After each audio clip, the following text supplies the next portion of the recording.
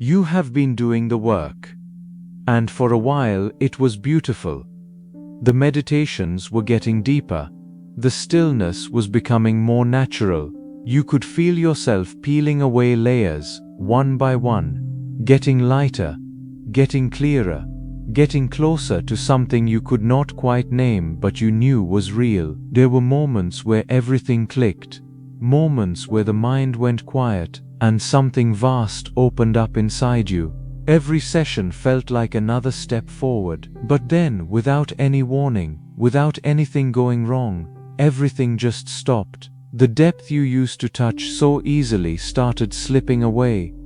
The peace that once came so naturally now feels like a distant memory.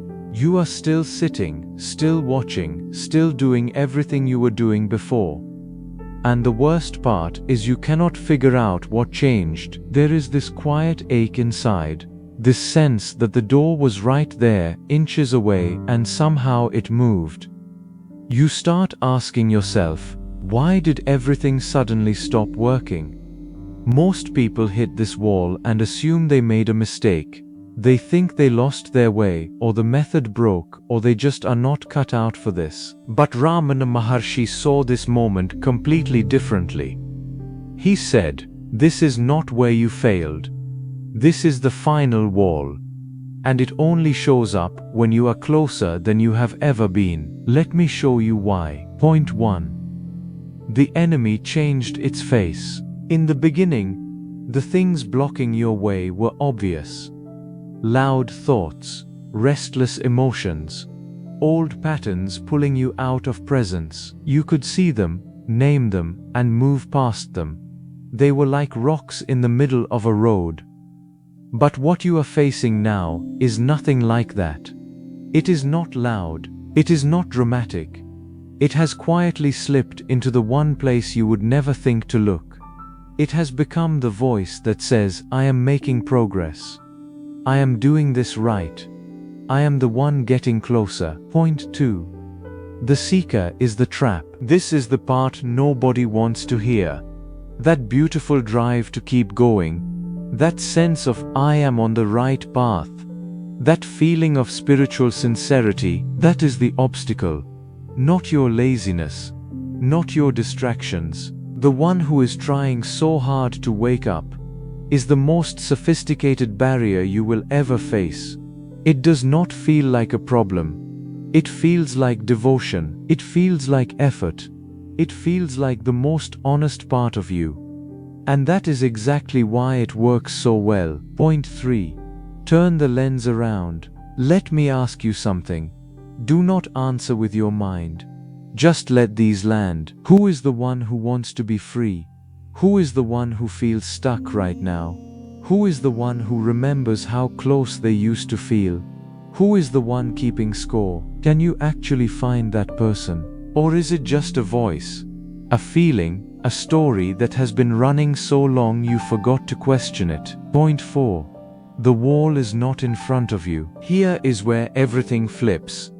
The barrier is not some final lesson you have not learned. It is not a technique you have not tried.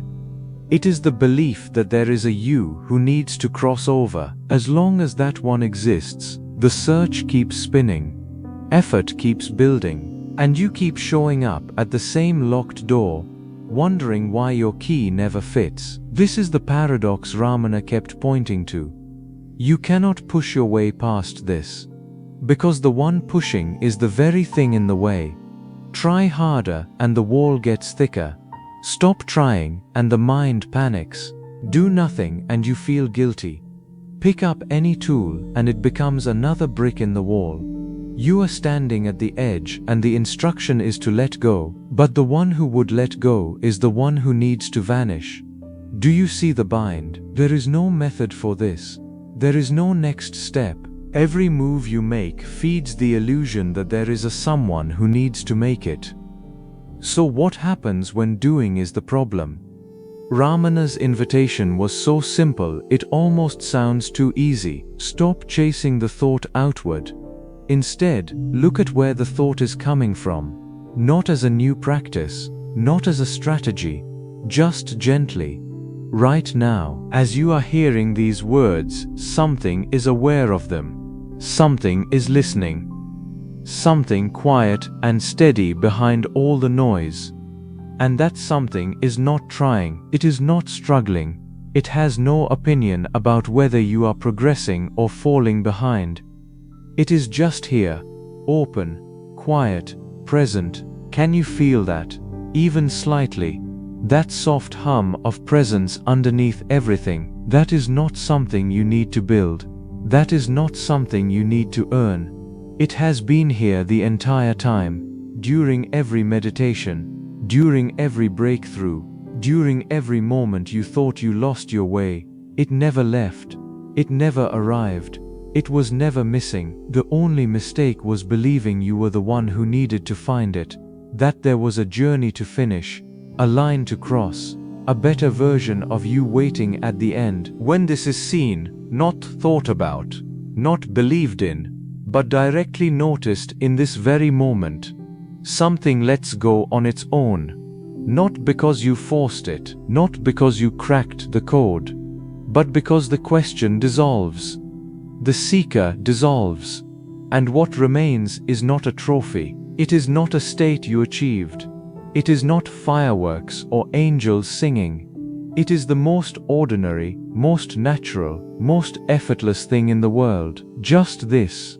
Just here. You know that feeling when you have been carrying something heavy for so long you forgot you were holding it. And then your hands just open, not because someone told you to, but because your fingers simply got tired of gripping. And there is this wave of relief, not because something new showed up, but because something unnecessary finally fell away. That is what this is. Everything you were chasing was already underneath the chase.